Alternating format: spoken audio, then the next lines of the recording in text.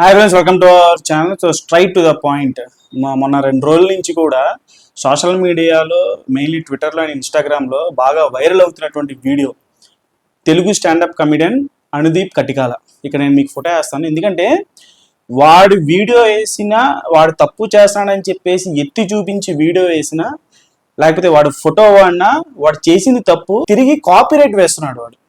Okay, నీ rights ఏంటో ఈరోజు తెలిపేటువంటి వీడియో ఇది. ఒకసారి ఇక్కడ నేను ఫోటో వేస్తున్నాను. సో అతని కళ్ళకి నేను బ్లర్ చేస్తాను.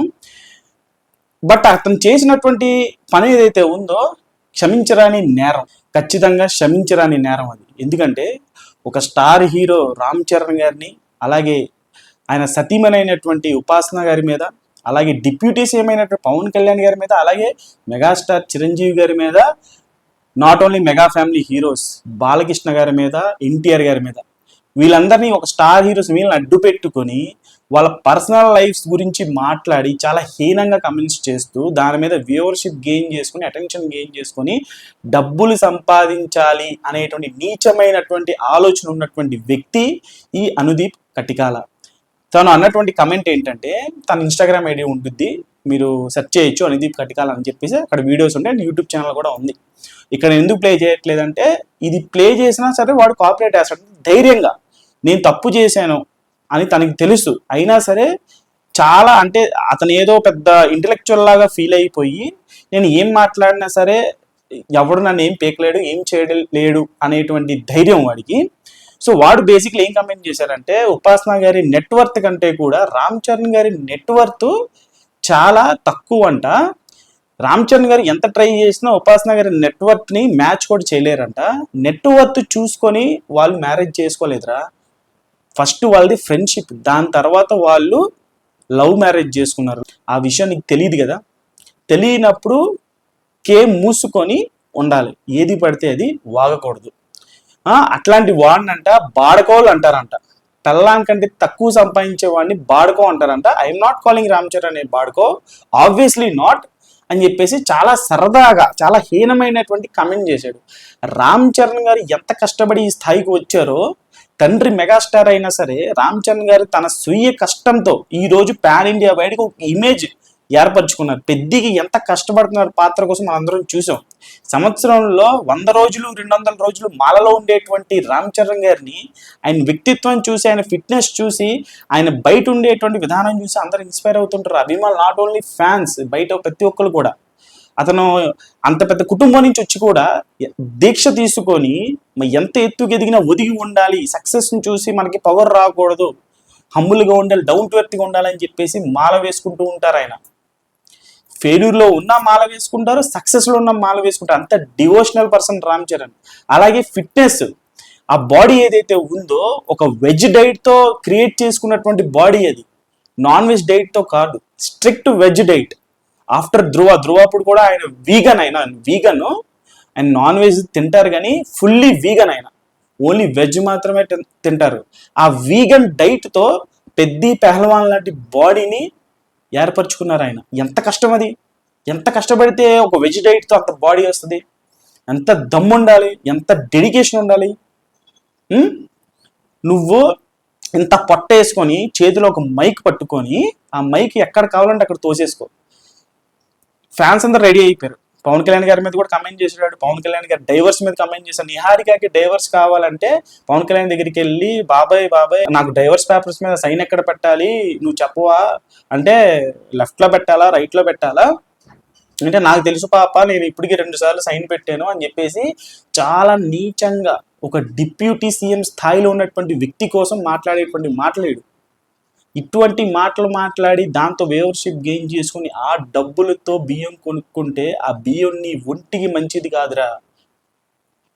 పిచ్చి పిచ్చి రాతలు రాసి ఆ డబ్బులతో బియ్యం కొనుక్కుంటే ఆ బియ్యం మీ ఒంటికి మంచిది కాదు అని చెప్పేసి భరత్ అనే నేను సినిమాలో మహేష్ బాబు గారు చెప్పినటువంటి డైలాగ్ ఇది కరెక్ట్గా యాప్ట్. ఇప్పుడు వాడు చేస్తుంది అదే, ఇప్పుడు అటు చేస్తుంది ఖచ్చితంగా అది. అలాగే మెగాస్టార్ చిరంజీవి గారి మీద కొన్ని ఫిల్తీ కమెంట్స్, వల్గర్ లేకి కమెంట్స్ చేశాడు. ఆ వీడియో నేను చూడలేదు. బట్ పవన్ కళ్యాణ్ గారి మీద, నిహారిక గారి మీద, రామ్ చరణ్ గారి మీద, ఉపాసన గారి మీద చేసినటువంటి కమెంట్స్ వాళ్ళ నెట్వర్క్ మాట్లాడడానికి నీ స్థాయి ఏంటి అసలు? నీ స్థాయి సరిపోద్దా? వాళ్ళ కార్ డ్రైవర్, వాళ్ళ ఇంటి వాచ్మ్యాన్ నైట్ పడుకునేటప్పుడు దోమలు కొట్టకుండా నెట్ వేసుకుంటారు. ఆ నెట్ ఖరీదు కూడా పనిచేయదు నీ లైఫ్. నెట్ ఖరీదు కూడా పనిచేయదు నీ లైఫ్. నువ్వు వాళ్ళ గురించి మాట్లాడేంత స్థాయి అనేది.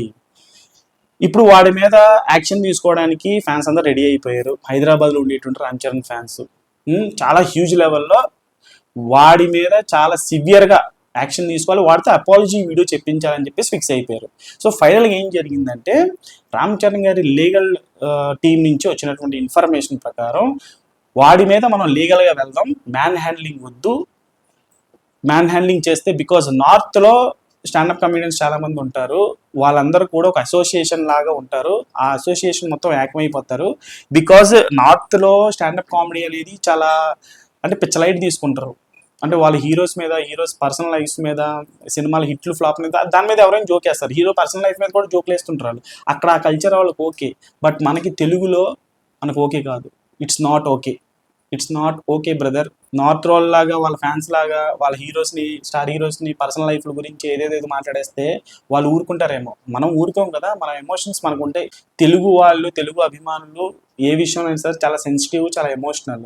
వాళ్ళ ఫేవరెట్ క్రికెటర్ని కానీ లేకపోతే పొలిటీషియన్ని కానీ, మెయిన్లీ సినిమా స్టార్స్ని ఏమంటే ఊరుకోరు. ఎందుకు ఊరుకోరు అంటే సినిమా చూసి బయటకు వచ్చేటువంటి అభిమానులు కాదు మేము, మిగతా అభిమానుల్లాగా.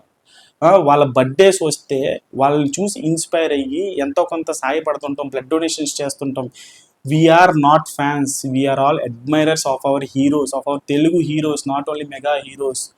మహేష్ బాబు గారు కావచ్చు, ప్రభాస్ గారు కావచ్చు, అల్లు అర్జున్ గారు కావచ్చు, జూనియర్ ఎన్టీఆర్ గారు కావచ్చు. జూనియర్ ఎన్టీఆర్ గారి మీద కూడా ఈ పిచ్చి నా కొడుకు వీడు ఫ్యాన్ అని చెప్పుకొని రాఖీ సినిమా చూసి నేను బాడీ పెంచినట్ట పొట్ట చూపించుకుంటే చెప్తున్నాడు బాడీ షేమింగ్ చేస్తా.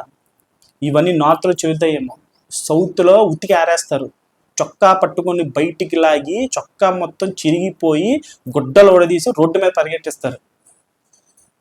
కానీ ఈరోజు వీడి మీద స్ట్రిక్ట్గా లీగల్ యాక్షన్ అనేది తీసుకోబడుతుంది. చరణ్ అన్న లీగల్ టీము చాలా స్ట్రిక్ట్ యాక్షన్ తీసుకోబోతుంది. వీడిని పోలీసులు పట్టుకెళ్ళేటువంటి విజువల్స్ అతి త్వరలో మీడియా ముందుకి వస్తాయి. దీనికి వాడు ఎక్స్ప్లెనేషన్ ఇవ్వడం కాదు, డైరెక్ట్గా వాడు చెప్పేటువంటి ప్రతి మాటలో సారీ, అపాలజైజ్ అనేటువంటి వర్డ్సే ఉంటాయి, ఇంకేమీ ఉండవు. బికాజ్ వాడు చేసింది చాలా తప్పు.